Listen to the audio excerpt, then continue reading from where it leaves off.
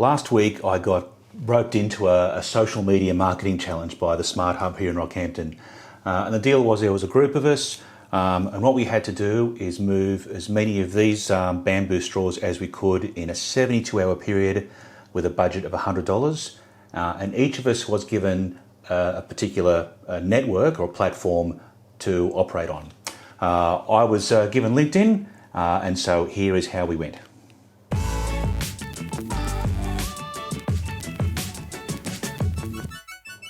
So the product itself was these bamboo straws. So there's a pack of 4 bamboo reusable straws in here. It's a little cleaning thingy as well. Nice little product, retails for a little bit under the $10 mark. And so the idea is to move as many of those as we could in the 72-hour period. Now, given that we had $100 to spend on advertising and the cost per click on LinkedIn is traditionally much higher than it would be on Facebook or LinkedIn or other platforms, I didn't know how viable it was going to be to sell those guys one at a time.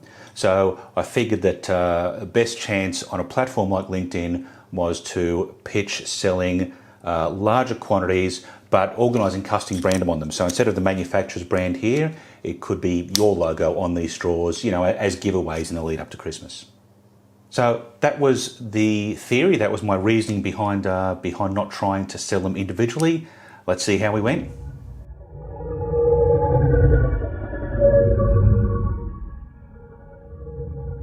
All right, so in the 72-hour period that the challenge was on, in total, I've generated 5 individual quote request inquiries for a total of 1,000 of these straw packs. So that works out to be, on average, a couple of hundred per quote request. Now, we'll come back to the details on that in a minute. Let's have a look at what I did. So I started off by setting up a single landing page in WordPress. Given that we're sort of spending $100 here on click advertising, it didn't make sense to spend a whole lot of time on this landing page, in line with the amount that we're going to spend on the budget. So it's a pretty simple, straightforward single pager. Some photo and some details at the top, leading to a quote request form down the bottom. We then took these straws out into the backyard and took a couple of photos and a couple of short pieces of video to have those assets for the campaign. Then into LinkedIn, I set up a showcase page. So a showcase page is different from a company page in that it's more designed for showcasing a specific product or a service. So that's the one I chose. After that, we loaded up the campaign in LinkedIn's Ad Manager, allocated $100 spend over a 72-hour period, over a 3-day period. I targeted it nationally. I thought about, considering the amount we're going to spend, about bringing it in to a more localised geographic region, but I think everybody else is pretty much targeting Australia-wide, and so I did the same thing there. After that campaign was up and running, I shared that post, that promoted post, to my personal profile as well. And then on the final day of that 72-hour period, I created a LinkedIn story for it as well. Now, LinkedIn stories are still in beta at the moment. They're only available in Australia and a handful of other countries. Not completely fleshed out yet in terms of functionality. But a LinkedIn story is pretty much the same as an Instagram story, a Facebook story, a Snapchat story. They're all, work pretty much the same way. Portrait, stills or short videos that last for 24 hours. And if you're on the LinkedIn app on your phone, they'll be in that section across the top there where you first start looking. All right, so on to the results.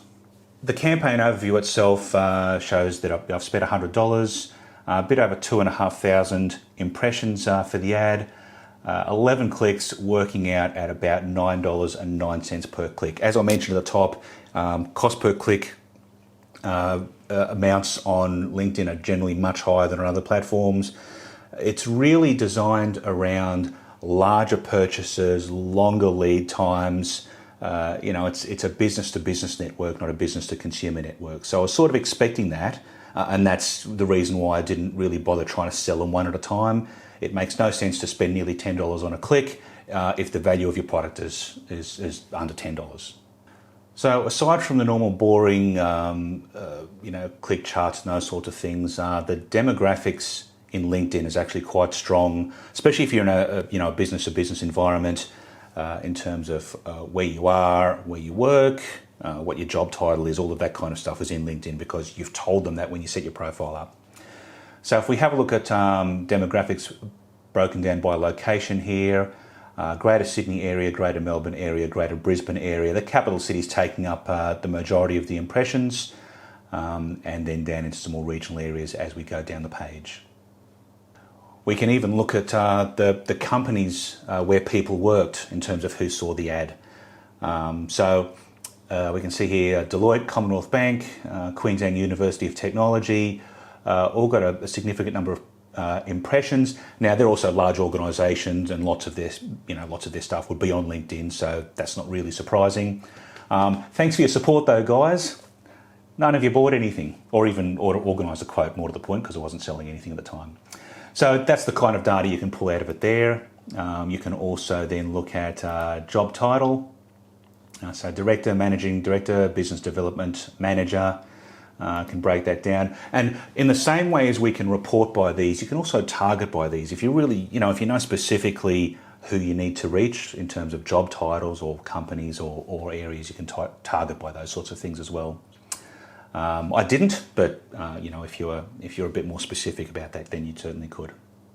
So if we bounce over to Google Analytics for a minute, what I've done here is I've broken this down, or I've filtered it by social traffic. So this is excluding me testing and doing things on my laptop here. This is just the traffic that's come from LinkedIn. I was looking for the breakdown between mobile and desktop.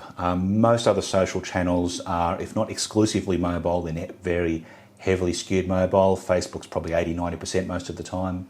So I was interested to know, LinkedIn being a more business-oriented platform, what the split was. And of course, I'm dealing with pretty small numbers here, so statistically, I don't know how valid this is, but we're looking at 61% mobile traffic here, 7% tablet, and then 30% desktop making up the difference. So it is skewed mobile, but nowhere near as heavily as the other platforms that are also involved in this competition. So what else happened on LinkedIn? Well, I managed to generate 3 followers for the showcase page. That wasn't an objective, but hey, I got 3 followers in 3 days for the showcase page. I tried to dig up the stats on the story and hunted around and could not find them. As I mentioned before, it's still in beta. I'm sure the stats are in there somewhere. I couldn't find where they are. I can't imagine. I don't think there's been a lot of uptake in stories yet, so I wouldn't expect that would be a big number. But when I shared it to my personal profile, so we've got 271 views of the video here, 1 reaction, 4 comments, which is interesting, and I'll get to that in a minute. Just some other stats here in terms of the title of the job title of the person who saw it, as well as where they were from. So salesperson, the biggest number, followed by business owner, executive director down the list. Most of my connections are in Rocky here locally, so that's expected. Down to Brisbane, some just listed as Queensland, and down the list we go. Now, if you were sharp enough when we were looking back at the main LinkedIn campaign results screen there, you may have noticed that next to the conversions column was a big fat 0. So those 5 quote requests that I generated were all actually from people in my network. They all came from the post that I shared to my personal profile. Nothing actually came from the ad itself.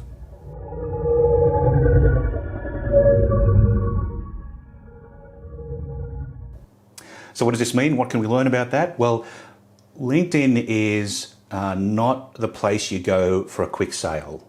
LinkedIn's about building connections, providing value, and building your network that way. If you provide value and share your knowledge and be helpful, then when it comes time to ask for something, people are more likely to respond to you positively. That's that's true across the board. But when people are on LinkedIn, lead times are longer. It's not about the quick sale, and if you approach it that way, you're probably going to have big fat zeros in your conversions column, like I did here. So LinkedIn can sort of, it can really work well if you're selling to other businesses and that's the environment you're in. but you really have to treat it, you've got to play the long game. And don't just show up and ask for something, but you need to spend some time building your network and providing value and helping out wherever you can to start off with. So that's the result of this experiment. I could have just put that $100 allocated to the cost per click, stuck it in my pocket and not told anyone and got the same results. Shh, don't tell anyone I said that. But if LinkedIn is certainly a valuable platform if you approach it the right way, and it's a long-term thing, not a short, quick, sell something and go. That is the results of my little experiment. Thanks for watching. I'll talk to you next time.